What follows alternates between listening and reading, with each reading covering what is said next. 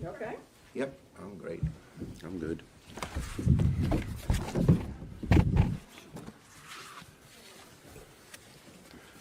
Add a little color between the two. Yes, very nice. Well, you know, a little bit. Yeah, no, Little you bit. did your part. Yep. Okay, good afternoon, folks, and I'm proud to be joined by my colleagues, Senators Merkley, Warren, Baldwin, Blumenthal, and Wyden, and thank them for joining me in standing up against tax cuts for billionaires and for fighting for working families. That's what we're doing.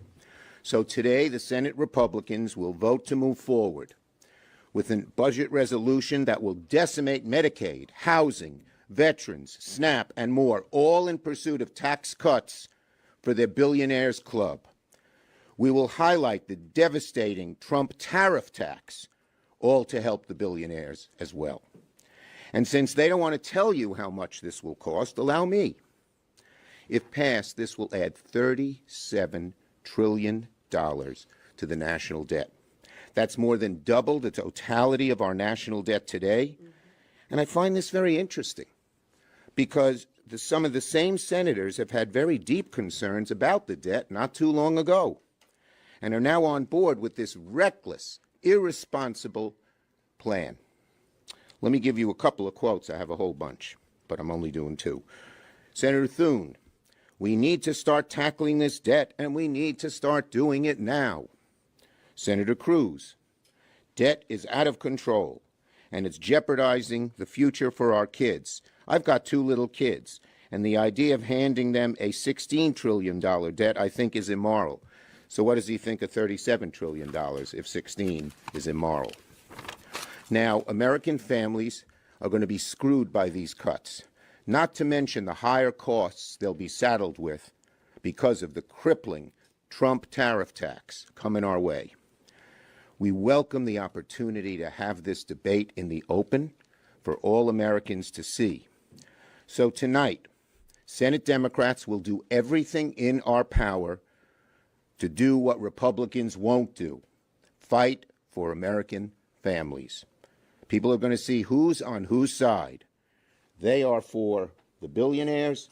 We are for American families. And under the Republican plan, families lose, billionaires win. That could sum up the whole fight very, very succinctly.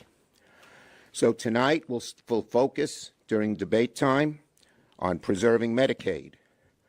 Tomorrow we'll continue with preventing tax cuts for billionaires, protecting veterans and national security, exposing corruption within the administration, defending Social Security, and stopping the seemingly never-ending rise of costs to American families highlighted by the Trump tariff tax. Tonight, you'll see our caucus forcing votes, fighting for American families, and asking Republicans where they stand and who exactly they're fighting for.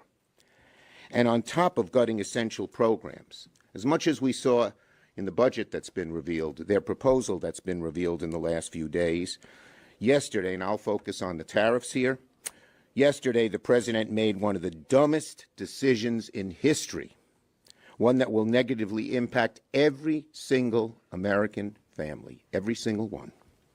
He's walking us into the dumbest and most avoidable recession probably in history. And let's call the Trump tariff tax for what they really are, a huge tax hike on American families. And not just any tax hike, J.P. Morgan called it, quote, the equivalent to the largest tax increase since 1968. Here's what Bloomberg said, quote, roughly $2 trillion was erased from the S&P 500 at the start of U.S. trading on Thursday, amid worries that President Donald Trump's sweeping new round of tariffs could plunge the economy into a recession. And it claims more than 80% of the companies in the S&P were trading lower. Stock market has plummeted. Retirement savings are tanking. Consumer confidence is falling. Consumer expectations for the future are historically low. Companies are already announcing layoffs. I saw Stellantis just knocked off was going to fire 800 people, lay them off. All for these the Trump tariff tax. All for that, so they can have more money to reduce taxes on the billionaires. The average American family is going to pay more for everything, for food, for gas, for cars, for groceries, for clothing, for beer, for you name it. It makes no sense. And the bottom line is that they're not fighting for American families. They're just aiding and abetting what they're doing and making it even worse with the Trump tariff tax. They even decided that they would tax penguins. What? Because their 2 islands are included. I forgot the names of the islands. They're not here. Not Greenland. There were 2 islands that were included that only have penguins on them, but they were included in the Trump tariff tax. Yeah, get those penguins. Right. But that shows how haphazard, how sloppy, how careless they are. And one final thing here. This Trump administration is run by a group of billionaires. They're in a billionaire bubble. These billionaires don't have any understanding of what the American family is going through and how much worse it will be with the Trump budget and with the Trump tariff tax. They're just isolated. They don't understand. They're mean. They're nasty. They're uncaring. And we, tonight and tomorrow, are going to show the American people just who they are. Senator Merkley. Thank you very much, Leader Schumer, and to my colleagues who are going to lay out some of the specific points. But let's understand this. Republican plan is simply 4 words. Families lose, billionaires win. They want to cut programs for families in health care and housing and education, things that help create a living wage job. $1.5 to $2 trillion. What? To fund more tax giveaways to the very richest Americans. It's a great betrayal, certainly, of the American family. And in the process, they're going to put an enormous burden on the generations to come.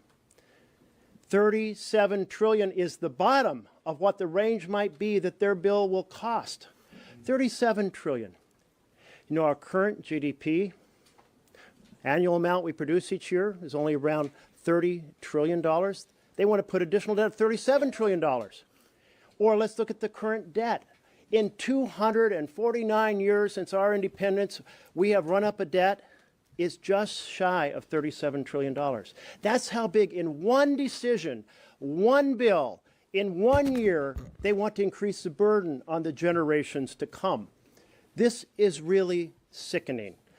The economists point out that that burden will reduce the economy in the future, that it will raise interest rates in the future, that that burden will reduce the ability to have the foundations for families to thrive in the future. It's so sickening. Every one of my Republican colleagues who has talked about fiscal responsibility should rush to the bathroom and throw up in the toilet.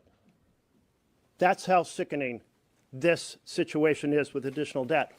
Now, we've heard about a magic wand called Section 312. Section 312, interesting, has never, ever, in the history of our country, ever been used on a reconciliation bill. Never used. It's only been used on narrow anomalies in regular spending bills to solve naughty little problems of estimate.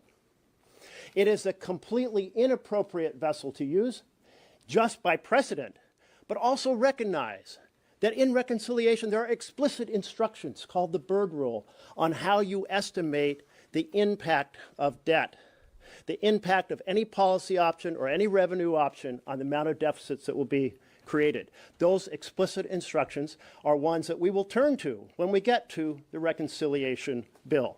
Section 312, totally inappropriate. There are 3 pillars that came in 1974. Realize back then we were adding about $6 billion, not trillion, $6 billion to our debt each year. $6 billion in deficit. And folks said, oh my goodness, this is so high. Let's do a couple things. Think about these 3 pillars. No reconciliation bill can produce any additional debt in a 10-year period. In fact, it has to reduce the deficit. Second of all, in any given year after the first 10, it cannot increase the deficit. Third pillar, We have to have honesty. No smoke and mirrors, no gimmicks. That honesty means we're going to create the Congressional Budget Office, and we're going to use those nonpartisan estimates. Back in 1996, the Republicans struck down the first pillar and said you can, in those first 10 years, you can increase the deficits. Now today, they're striking down the second pillar, saying no deficits year by year after the first 10 years, and the third pillar, that is the use of nonpartisan numbers generated by CBO. If you care anything about fiscal responsibility, you would be a hell no on this bill. Fiscal responsibility is being thrown overboard. You know, they have a plan. Families lose, billionaires win. We have a plan too. Families win, and billionaires pay their fair share. Thank you, Jeff. Senator Baldwin on Medicaid. Medicaid. So good afternoon. As you've already heard from my colleagues, Republicans are going to try every which way to hide their plans that will create new tax base for the wealthiest and pay for it by cutting Medicaid. We are going to watch Republicans tie themselves in knots to somehow say they are not cutting Medicaid and ripping the rug out from our families. But they will not be able to escape the truth. The truth here, and more importantly, the truth our constituents will feel, is that this Republican budget plan will cut Medicaid to the bone and take health care from children, from people with disabilities, from seniors, and from our most vulnerable. You've all heard the numbers. 72 million Americans, 8 million seniors, a third of all children rely on Medicaid for their health care. But these numbers have real faces and real stories behind them. Real people in my state and every single state that my Republican colleagues represent who rely on Medicaid for life-saving care. We're talking about children who need Medicaid to see a doctor. We're talking about rural hospitals that without Medicaid would close. We're talking about people like my own mother who relied on Medicaid at the end of her life to pay for skilled nursing care.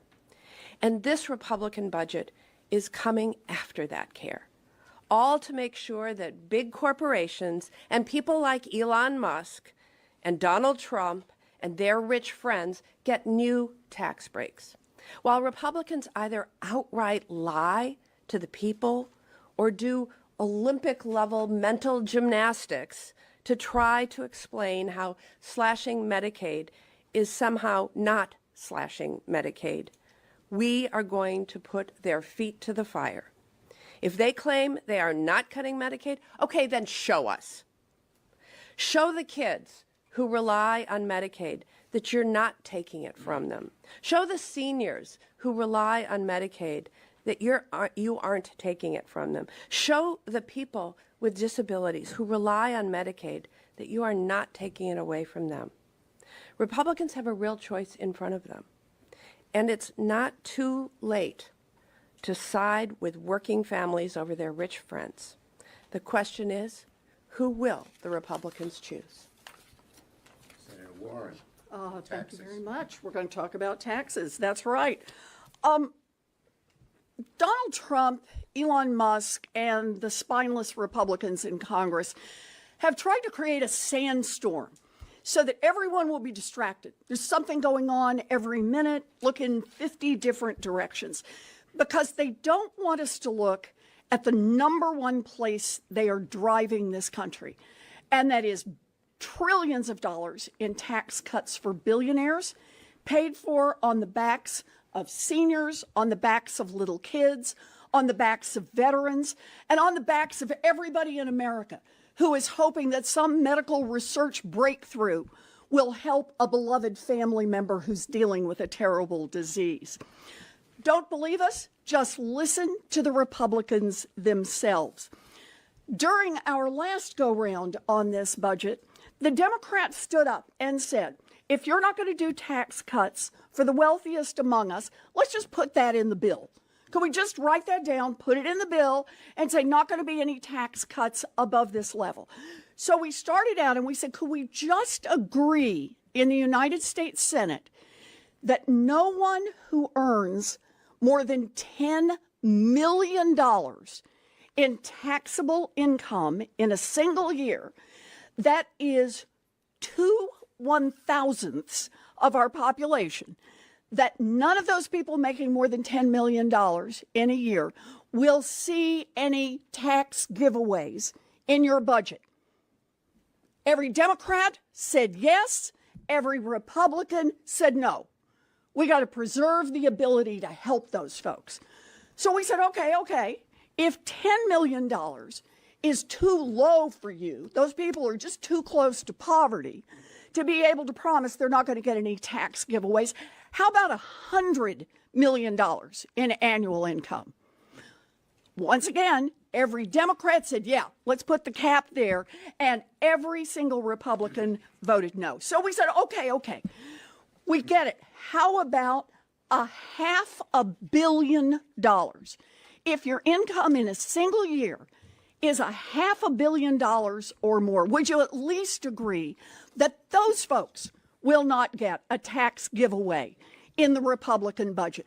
And every single Republican said, nope, got to preserve the opportunity to hand out those tax breaks for people making more than $500 million a year. So we decided to cap it off with a full billion. A full $1 billion in taxable incomes. Could we just agree as a United States Senate that anybody making $1 billion a year in taxable income will not get a big tax cut from the Republicans? And not one single Republican supported that. Every one of them said, nope, got to preserve the opportunity for tax giveaways for our billionaire friends. After all, let's remember, Donald Trump promised his, remember the word, rich as hell donors, that he was going to deliver on those tax giveaways. He's got his co-president, Elon Musk, in there, helping him right now grease the skids on that with all these cuts in the federal budget elsewhere. And that is where we stand. It's that families lose and billionaires win. Now, here's the trick in the game. They created a sandstorm hoping that we will be talking about 50 other things while they try to advance this budget over the next 36 hours. There's lots going on. There's tariffs, there's invading Greenland. Who knows what Donald Trump has done just while we've been standing up here. Why do that? Because the Republican approach is deeply unpopular. Not just unpopular with Democrats. It is deeply unpopular with Democrats, with Republicans, with independents, with libertarians, with vegetarians. In fact, the only people who really support this are the billionaires themselves. But most of America think that those billionaires should be paying a fair share in taxes. Most Americans believe that Jeff Bezos should not be paying taxes at a lower rate than a Boston public school teacher. So that's what the next 36 hours is all about.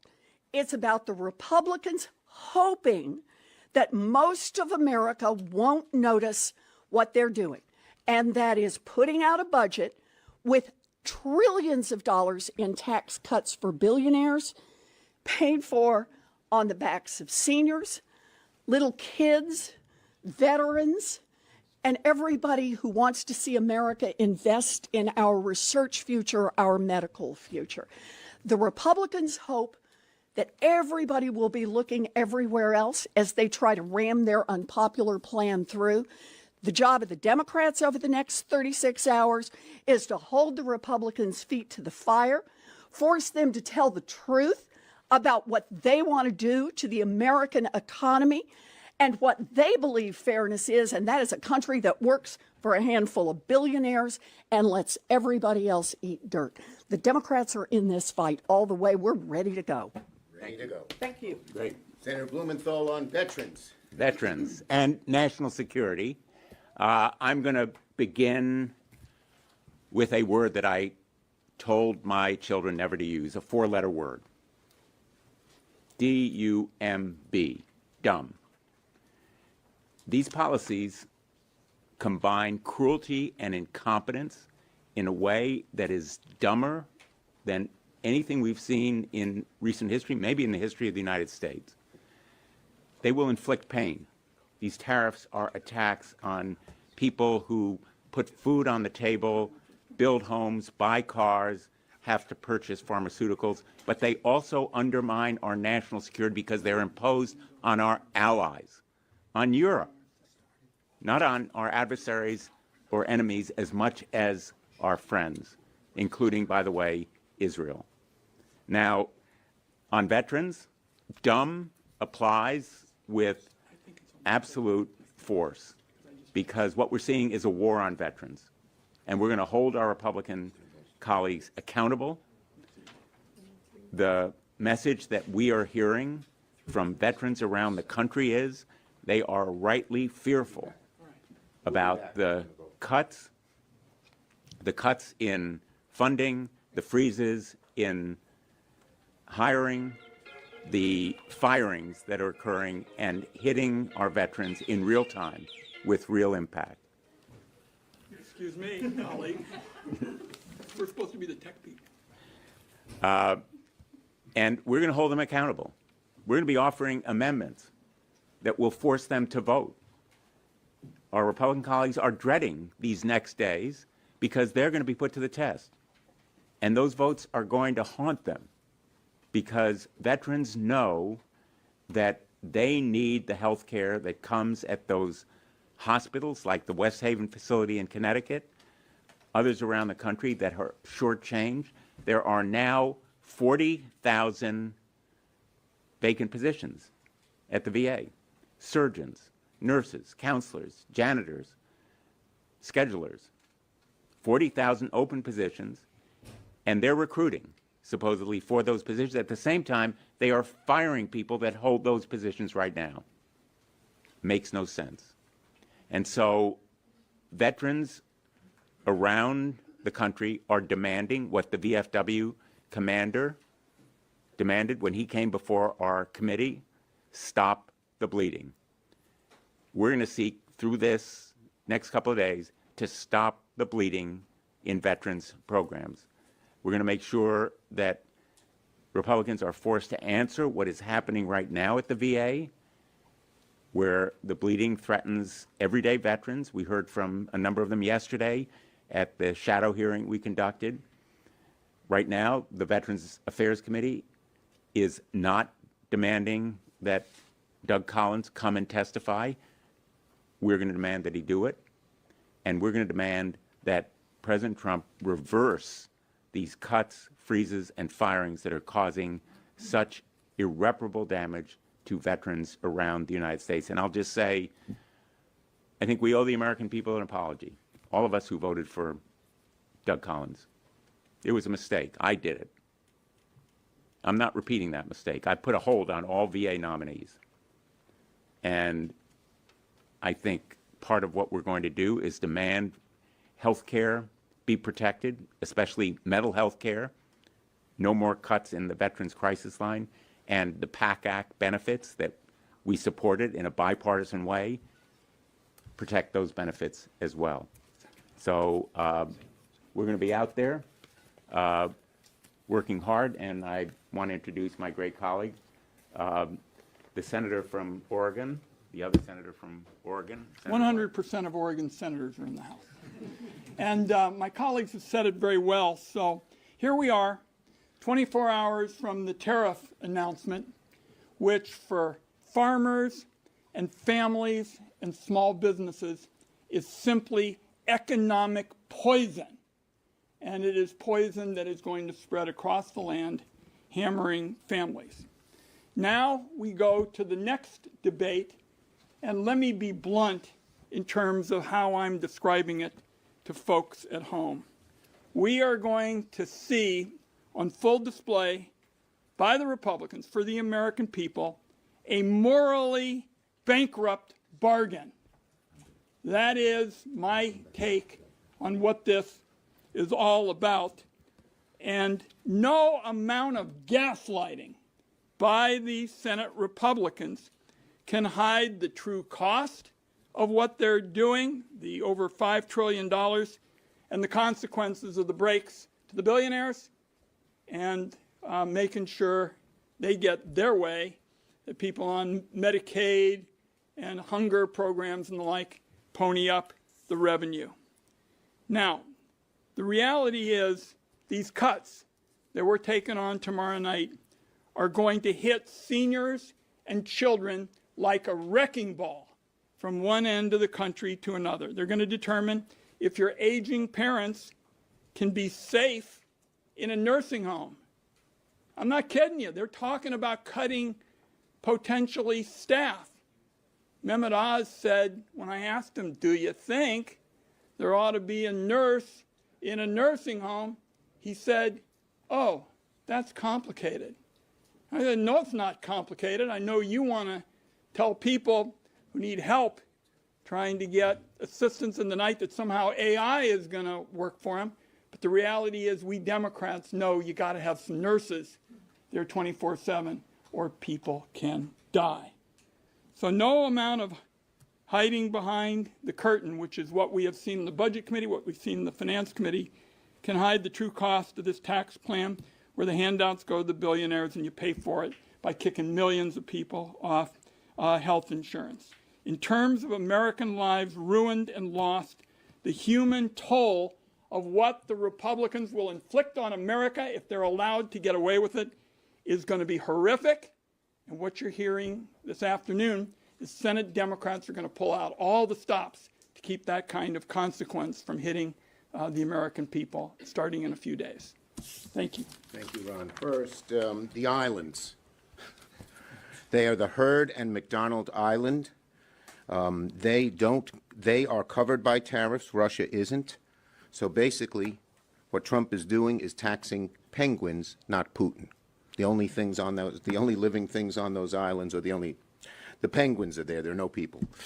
Questions on this subject? Yes. Senator Schumer, we saw Senator Booker take the floor for 25 hours and gave you in the conference quite a bit of attention to the issues that you care about. You have in front of you an opportunity here with Votorama to hold the floor as long as humanly possible to try and extend this out. How long are you willing to go to make your point? You're going to see the points we made here and other points that Donald Trump, the Republican Senate, and the Republicans are having families lose, billionaires win. You'll see made in a whole bunch of different amendments on different subjects. Yes? Senator, can you preview some of those amendments, and how many do you expect related to tariffs? Well, you'll see them on the floor, and there will be amendments reflecting the tariff issue. Yes.